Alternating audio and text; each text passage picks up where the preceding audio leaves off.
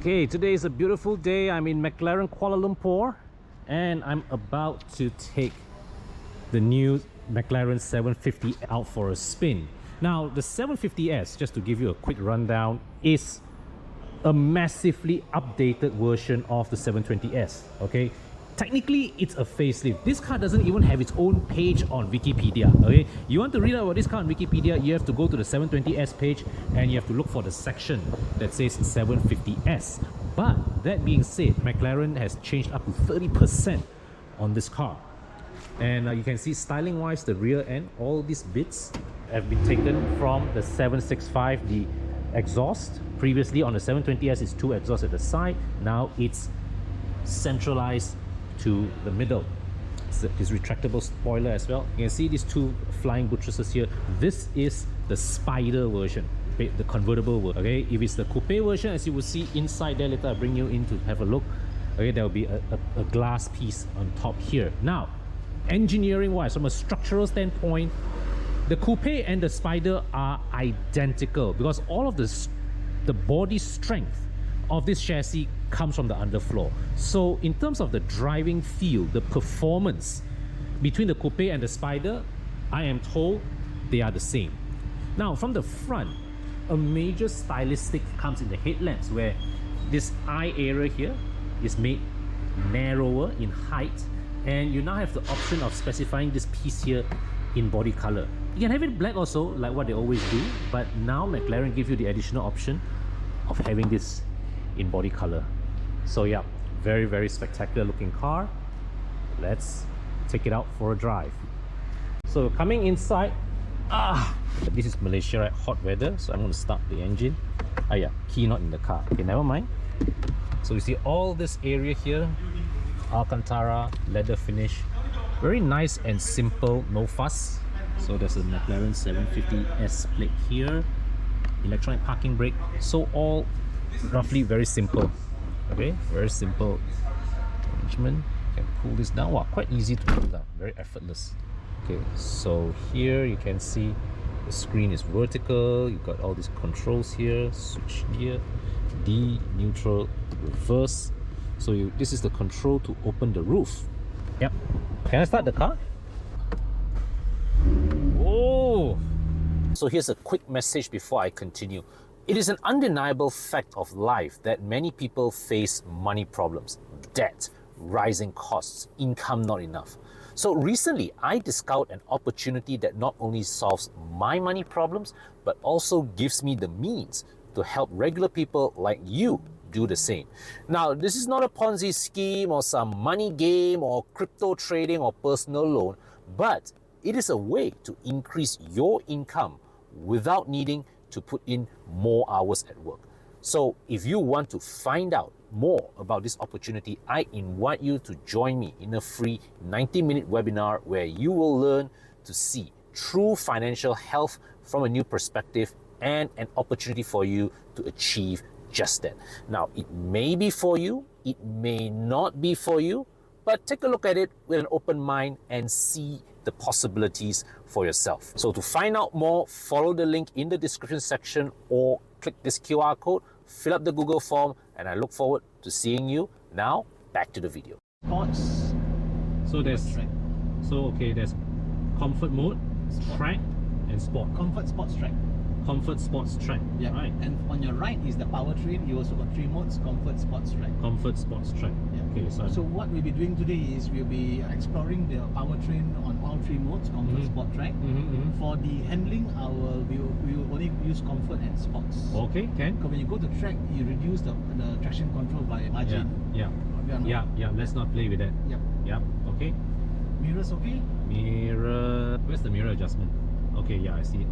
Yeah. Okay, so you got me, yeah? Okay, one thing that never ceases to amaze me with McLaren, right? Yeah. Is how amazingly pliant the ride is. You know, when we test supercars, we are so accustomed to, whenever we sit down this low, this close to the road, right? We are accustomed to the car feeling stiff, you know, feeling a lot of vertical motion. But here, no. Here, the suspension absorbs all the little niggles on the road with impressive sophistication, right? And the best part is it sends through just enough sensations that you still feel the feedback, right? So I can feel what's going on down there, but it's as if as the car is feeding just enough to inform me, but filtering out the rest so that, you know, I still have a comfortable ride. Turn left, yeah. Anyways, I'm the last to test this after Bobby, Thomas and Alex. So all those three guys came back grinning all the way. Yeah, so I am really excited to see what this car has to offer. Okay, got it. Okay. Comfort mode. Alright. Second one, you suspend. Alright. 4 laps. Let's go.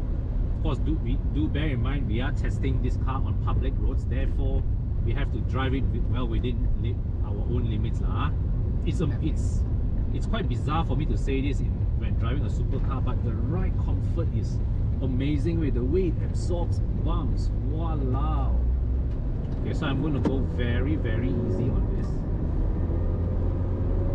Okay, if I reduce the amazing, man. Can't praise the compliance of the suspension enough. And look at this. You see, observe my steering action. 1.1 turn, that's it. There is barely any need to correct the steering because it is that precise.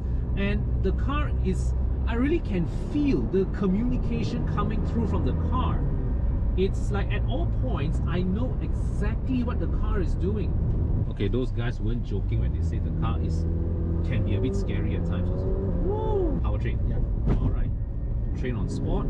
Now, nobody buys a McLaren to be used as the daily driver, but see, the thing is, what I can feel from this is, if you decide, right, to take this car on a normal spin around public roads, it's not an intimidating car to drive at all.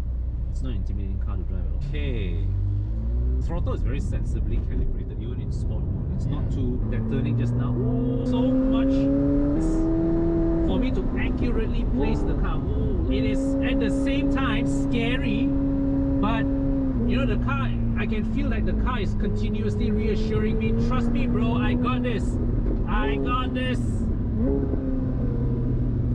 The spoiler come up. So here with the powertrain in sport mode, what happens is that the transmission holds on to the lower gear a bit longer, but it's still not too aggressive that it is unmanageable. And early on I was saying just now, right, that turning from this road going into the housing area, all the sand, all the pebbles, the uneven surfaces, those would have been enough to unsettle a lot of cars if you go in too aggressively. But just now, as I powered the 750S in, the sensations were strangely reassuring. So right now we have dropped the rear window, okay, and yeah, so you can hear a bit of noise coming in from the outside. Let me drop. Oh no, but my GoPro. So what mode do? Powertrain in track. Powertrain in track. Alright. I think I barely put 20% on the throttle, eh? Watching out for the motorcycle there. Oh yeah, because it's we are driving in sport mode, right? And at the same time, I'm going very gentle throttle pressure. So yeah, alright. Okay. And you can feel the equipment. Okay, I shall do that. So after this, how should I tackle the next run? Sport for handling. Okay, so oh wow, yeah, I get what you mean, man. The shifts are engine and gearbox are tied together, right? Yeah. Okay, so what's next? Let's bring it home. Let's bring everything back to comfort mode. Now, of course, this being a public road test, and you know this area in Glenmary, I absolutely cannot push this car to even near 30 or 40% of its limits. But what I can say is that, number one, this is a supercar with very usable performance, all right, at the low end. But on the other hand, the performance potential of this car is undeniable.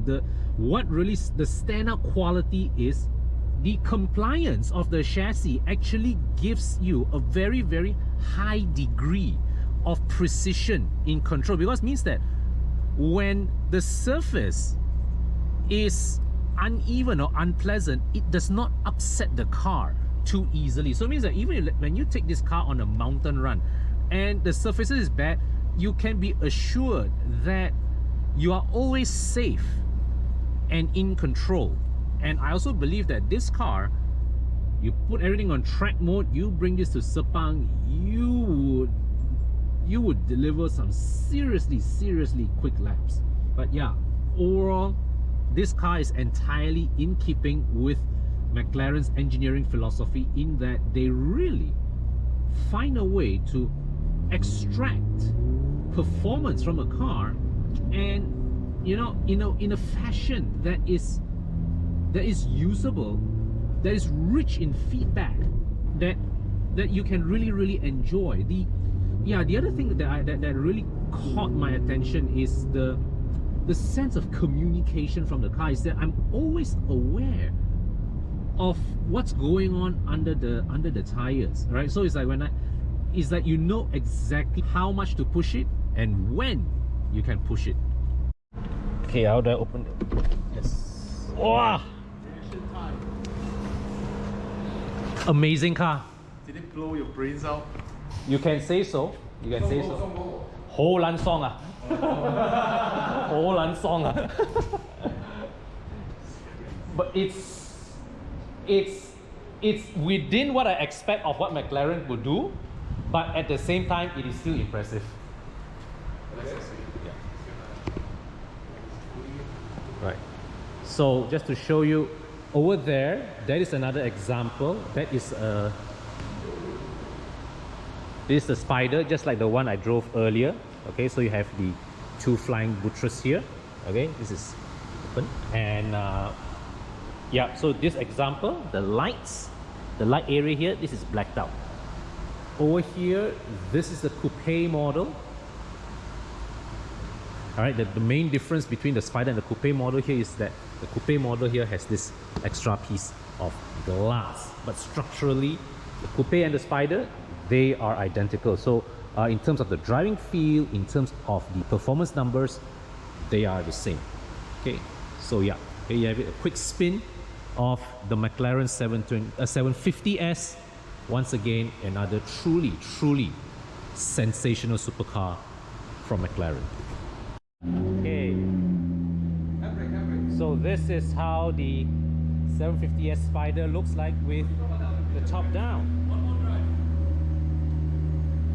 Sweet.